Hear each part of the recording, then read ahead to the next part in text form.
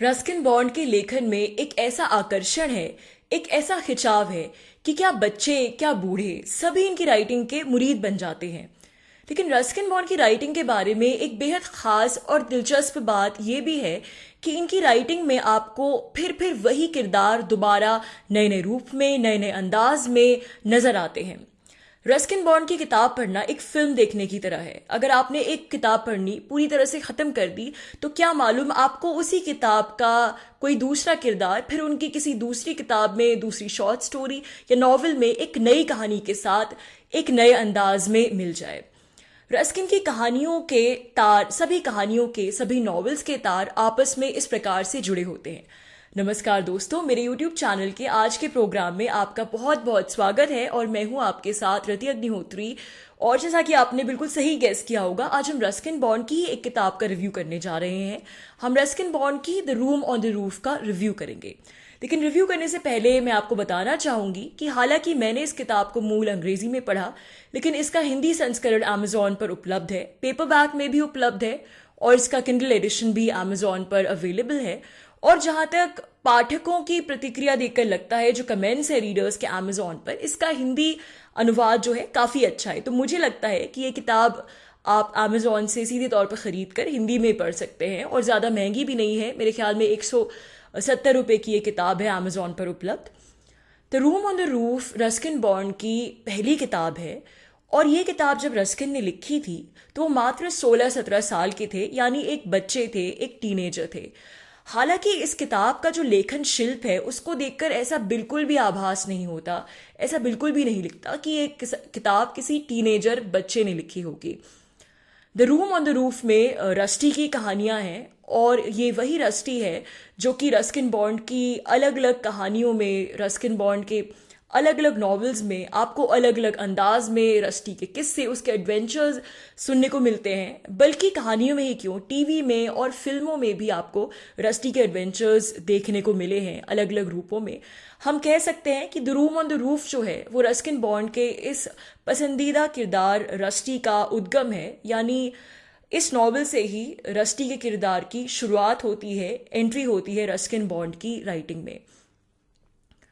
The room on the roof एक ऐसा novel है, एक ऐसी किताब है जिसके हर एक पन्ने में इतनी मस्ती है, इतना रोमांच है कि इस किताब को पढ़ने के बाद आप बोर तो बिल्कुल नहीं हो सकते।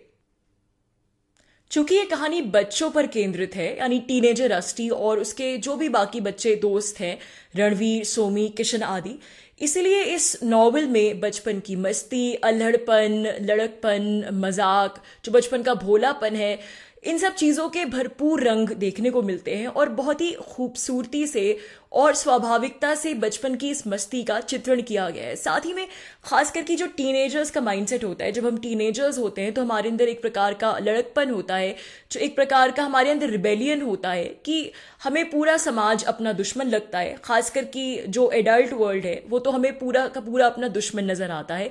तो ये जो एक टीनेजर की बनने की जो मानसिक प्रक्रिया है, जिस मानसिक प्रक्रिया से हम गुजरते हैं जब हम टीनेजर होते हैं, उसका बहुत ही बखूबी चित्रण किया गया है the room on the roof में।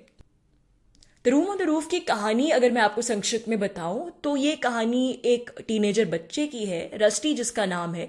रस्टी के माता पिता नहीं है, रस्टी अनाथ है और इसलिए वो अपने इंग्लिश गार्डियंस के साथ रहता है। अपने इंग्लिश गार्डियंस के साथ रस्टी देहरा, यानी देहरादून के एक बहुत ही पॉश इलाके में रहता है।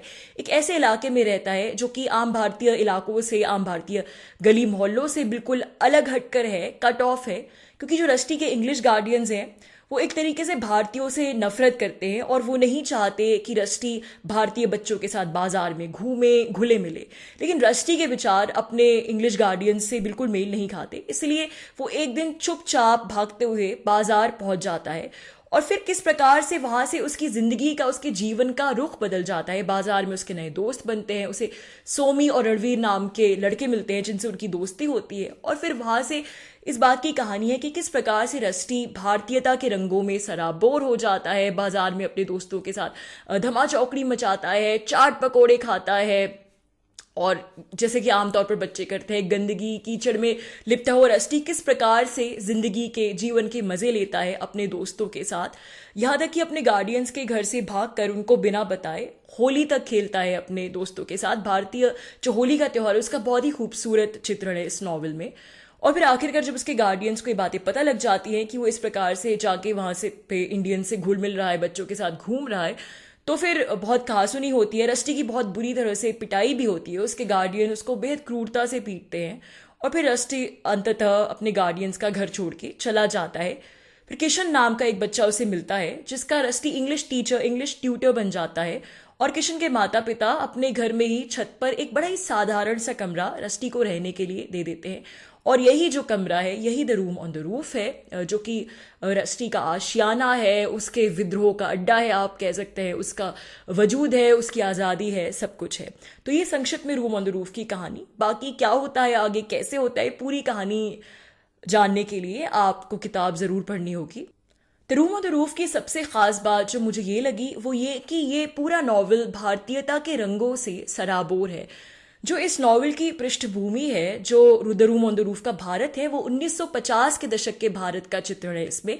यानी वो भारत जो कि आज़ादी के बिल्कुल बाद वाले समय का है। तो हमें जिस समय आज़ादी तो मिल गई थी, लेकिन फिर भी ये ऐसा भारत है जिसमें रेसिज्म अपनी चरम सीमा पर था और कई अंग्रेज भारत में रुक गए थे, भारत में बस गए थे। और ये जो अंग्रेज परिवार है, ये ज्यादातर नहीं चाहते थे कि इनके बच्चे या फिर इनकी जान पहचान के दायरे के जो लोग हैं वो आम भारतीयों के साथ घुले मिले। तो उस प्रकार के रेसिज्म का चित्रण हमें इसमें बखूबी देखने को मिलता है कि जिस प्रकार से हम देखते हैं कि जो रस्टी के गार्डियंस हैं वो भारतीयों से बिल्कुल नफरत करते हैं और नहीं चाहते कि रस्टी भारतीयों के साथ घुले मिले। लेकिन इसमें सबसे दिलचस्प बात यह है कि रस्टी के किरदार में, एक बच्चे के किरदार में, हमें इतनी परिपक्वता के साथ एक अपने ही अल्हड़पन के अंदाज में, लड़कपन के अंदाज में, भोलेपन के अंदाज में उस रेसिज्म की, जो वहाँ की ब्रिटिश कम्युनिटी है, वो जो भारतीयों के खिलाफ रेसिज्म करती है, उस रेसिज्म की एक बच्चे के किरदार में हमें प्रबल आलोचना देखने को मिलती है। और जिस प्रकार से रस्टी अपने अंदर भारतीयता आत्मसात करता है, तो मुझे लगता है ये इस नॉवल का एक बहुत बड़ा अचीवमेंट है, इसकी एक बहुत बड़ी उपलब्धि है। तो मुझे लगता है the room on the roof आपको बिल्कुल पढ़ना चाहिए, ज़रूर पढ़ना चाहिए। और हालांकि मैंने इसे अंग्रेजी में पढ़ा है, लेकिन मुझे लगता है कि हिंदी में पढ़ने में इसमें और भी ज़्यादा मज़ा आएगा, क्योंकि भले ही मूल भाषा अंग्रेजी है, लेकिन जो इसकी कथा वस्तु है और जिस प्रकार से इसका नरेशन है और जिस प्रकार से भारत की मस्ती का चित्रण है, यहाँ के जो गली मोहल्लों की ज़िंदगी होती है, जो जीवन होता है, उसका चित्रण है, हिंदी में हम सब इसकी भाषा से और इसकी जो विषय वस्तु है उससे बहुत ज़्यादा रिलेट कर पाएंगे। और मुझे लगता है कि हिंदी में इस नॉवल को पढ़ने में और भी ज़्यादा मज़ा आएगा। तो दोस्तों, आज के लिए बस इतना ही। और Amazon का लिंक मैं आपको डिस्क्रिप्शन में दे दूंगी। जैसे कि मैंने शुरू में कहा, ये हिंदी में अवेलेबल है और आप इसे हिंदी में खरीद कर ज़रूर पढ़ सकते हैं। और अगर आपके पास कोई सजेशंस हैं कि मैं रस्किन बॉन्ड की दूसरी किताबों के बारे में, जिनका अगर आप चाहते हैं मैं रिव्यू दूं या फिर जिनकी समरी बताऊं आपको हिंदी में, तो आप कमेंट्स में अपने सजेशन ज़रूर लिख सकते हैं। तो दोस्तों, आज के लिए बस इतना ही। मेरा प्रोग्राम सुनने के लिए आपका बहुत बहुत शुक्रिया। चैनल को सब्सक्राइब ज़रूर करिए दोस्तों, और लाइक और शेयर करना भी ना भूलें। Thank you so much for listening.